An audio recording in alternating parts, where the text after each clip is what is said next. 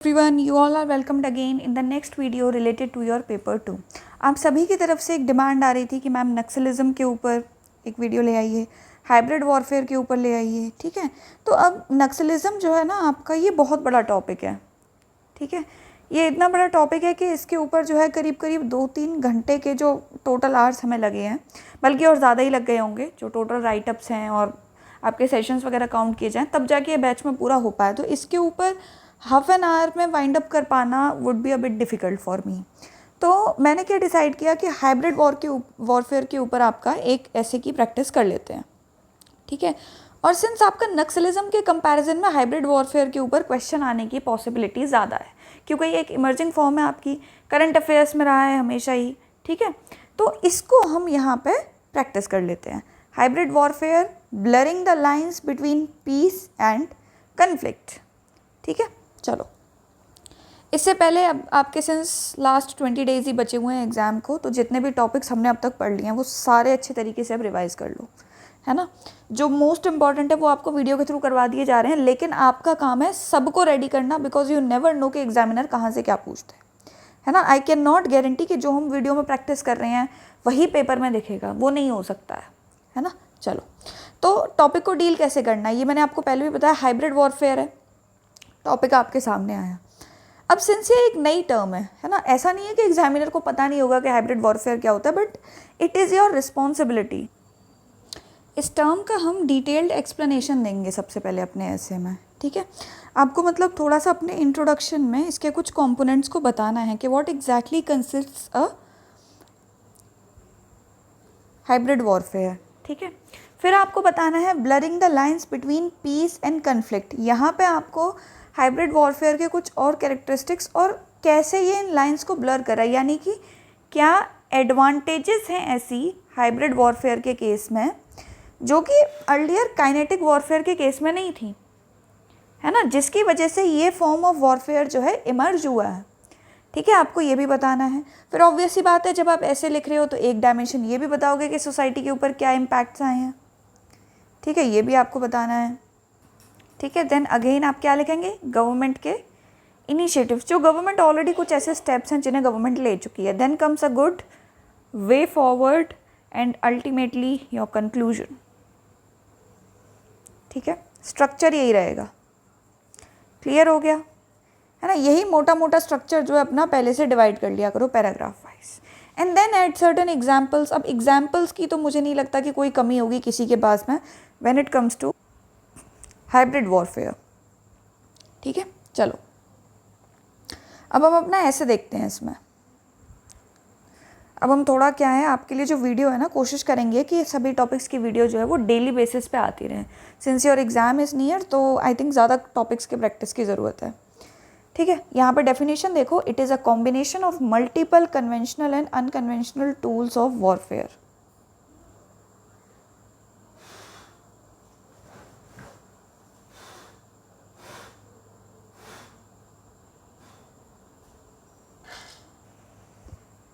ठीक है, या तो इसको इस फॉर्मेट में लिख सकते हो, नहीं तो फिर मैं आगे ऐसे में दिखाती हूँ पूरी ही। सबसे पहले मैंने यहाँ पे ये कोट से इंट्रोडक्शन करवाया है, थोड़ी सी सिंपल सी कोट है। मैंने इसको यहाँ पे कोट अनकोट इस तरीके से डबल इन्वर्टेड कॉमा में इसलिए नहीं डाला है क्योंकि जो इसके ऑथर हैं, या फिर ऑथर नहीं सॉरी स्पीकर जो हैं आपके, ठीक है, वो वेल नोन नहीं है मुझे, तो इसीलिए मैंने इसमें डबल इन्वर्टेड कॉमा नहीं डाला और इसको इस तरीके से सिंपल फॉर्म में लिखा।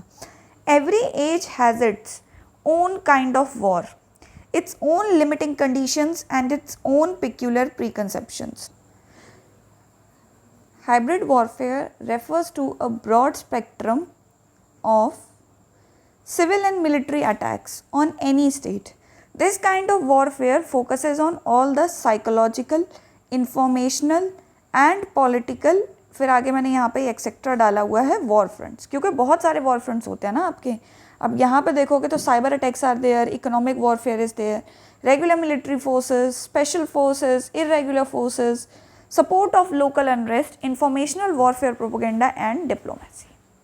ठीक है, चलो this method dulls the line of order, creates ambiguity, avoids attrition and exploits the vulnerabilities. Again, These are certain important characteristics of hybrid warfare. Clear यहाँ तक?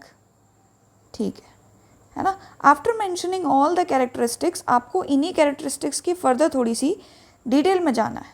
डिटेल में जाओगे कैसे? With the help of certain recent examples, जो कि आप यहाँ पे डालोगे.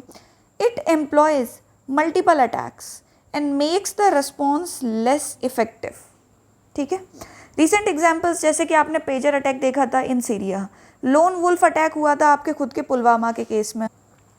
सिविल वॉर जैसी सिचुएशन इवोक हुई है कहाँ पे? येमेन में होती ही रहती है via Houthis. Are emerging forms of hybrid warfare. Beyond these attacks, अब आप थोड़ा सा टेक्नोलॉजी वाले फ्रंट पे भी आ जाओ. थेफ्ट इन, मतलब जो एम्स का डेटा थेफ्ट था आपका. Then a cyber attack on Kudankulam nuclear power plant. It demonstrates that information can be the next most vulnerable front. ठीक है, आगे देखते हैं. अब आपको यहाँ पे बतानी है certain advantages of hybrid warfare.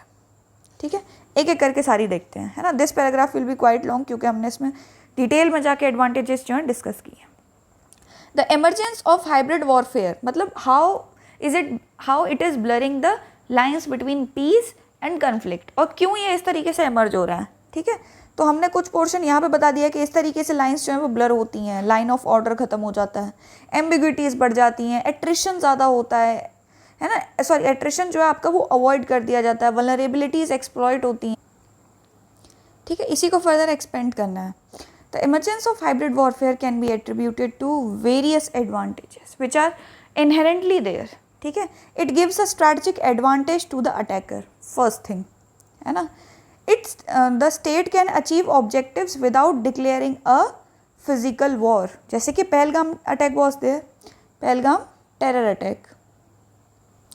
It saves cost. Second point. ठीक है, it saves cost by reducing logistical cost and operational cost. The youth radicalization which is operationalized through social media is a cheaper method than the physical engagement. ठीक है, usually क्या होता है आपका along the borders बहुत सारे camp establish करने पड़ते हैं जहाँ पे यूथ को ट्रेन किया जाता है. आजकल क्या है, सोशल मीडिया के थ्रू मेंटल ट्रेनिंग वाला काम तो हो जा रहा है ना, तो उतनी कॉस्ट तो ये लोग बचा ले रहे हैं अपनी. And with advancing technologies like AI, like ML, deep fakes, this is becoming smoother. अच्छा सॉरी, डीप फेक टेक्नोलॉजी नहीं है, सॉरी है ना. This is becoming smoother. The rise of non state actors, जैसे कि आपका लिटिल ग्रीन मैन वाली story आपने सुनी होगी, ये कहाँ की है? ये रशिया की स्टोरी है. इस केस में क्या हुआ था आपका कि some non state actors from Russia, ठीक है, they acted as Ukrainian police. ठीक है, तो उन्होंने यूक्रेनियन पुलिस के साथ मिलकर क्या किया कि वहाँ पर एक्ट तो ऐसे किया जैसे कि वो उन्हीं के लोग हैं, but they actually seized all of Crimea. ठीक है, functioned as unmarked Russian troops. तो ये क्या है? ये नॉन स्टेट एक्टर्स हैं. क्या इंडिया में नहीं हो रहा है ऐसा? बिल्कुल हो रहा है. These activities can give rise to communal tension. अब हम कहाँ पे आ गए? इम्पैक्ट्स पे शिफ्ट हो गए. नक्सलिज्म, जैसे मणिपुर एथनिक वायलेंस हो गया आपका. Separatism, it can also strain the economy by promoting corruption and injecting forfeit currency. ठीक है, spread of disinformation can create outrage and fear which may lead to public distrust. ठीक है, क्लियर हो गया यहाँ तक? यहाँ तक हमने इसके इम्पैक्ट्स देख लिए. अब हम आ जाते हैं गवर्नमेंट की पॉलिसीज़ पे. Although the government of India has adopted a multi pronged, ऐसे कनेक्टिंग वर्ड्स ज़रूर लिखा करो, है ना. एब्रप्ट शिफ्ट नहीं लगना चाहिए, पूरा का पूरा ऐसे एक फ्लो में चले, है ना. The government of India has adopted a multi pronged approach through the adoption of Prahar policy, yet more needs to be done. This policy focuses on, अब आप पॉलिसी को थोड़ा सा बताओ, एक्सप्लेन करो, है ना, कि प्रहार पॉलिसी आई है तो क्या डिफरेंट है इसमें ऐसा. Online radicalisation and crime terror nexus को ख़त्म करना. It further focuses on whole of society approach, जिसमें आपके कम्युनिटीज़ जो होती हैं, civil societies are there, military भी है आपकी, corporate sector is also there, पूरी सोसाइटी इन्वॉल्व होगी. और कहीं ना कहीं this policy further focuses on rehabilitation. ठीक है, Government of India has increased its defense spending in the budget 2026 and 27 and is the 5th largest spender as per SIPRI. ठीक है, yet a whole of government approach, अब ये यहाँ से क्या आ गया, this is your way forward.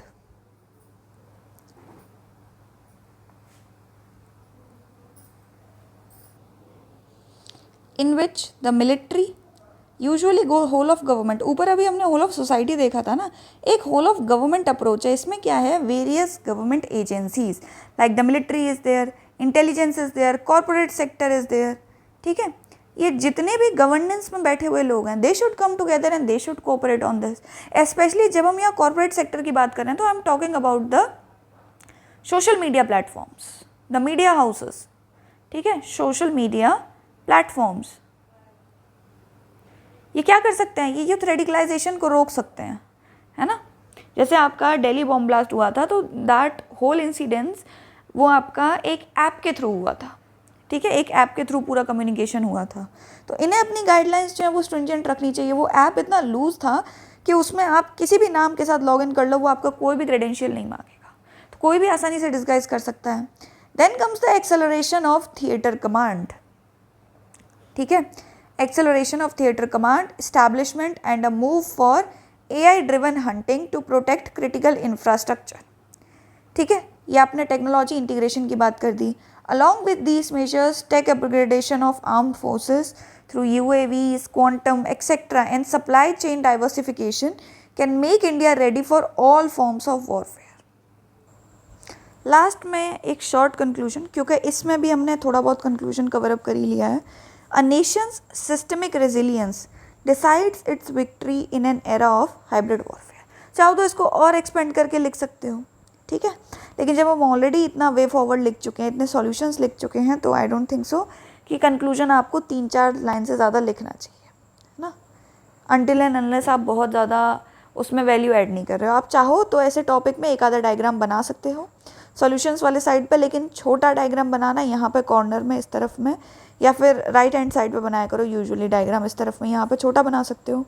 उसमें इस तरीके से ट्रायंगुलर फॉर्म में लिख सकते हो कि किस तरीके का कोऑर्डिनेशन रिक्वायर्ड है. There should be coordination between the government. ठीक है, there should be coordination between the government, consumers and आप ये कह सकते हो सर्विस प्रोवाइडर्स.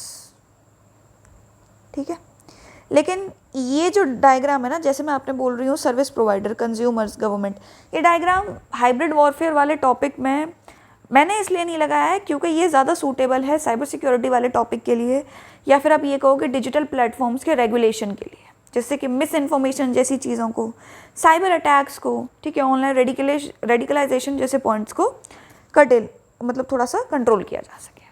ठीक है, चलो, तो इसी के साथ साथ आपका जो ऐसे है ये वाला, ये यहीं पे एंड होता है. ठीक है, नीचे मुझे कमेंट सेक्शन में बताना नेक्स्ट टॉपिक क्या लेके आए. आप में से कुछ बच्चे जो हैं एग्रीकल्चर का टॉपिक डिमांड कर रहे हैं.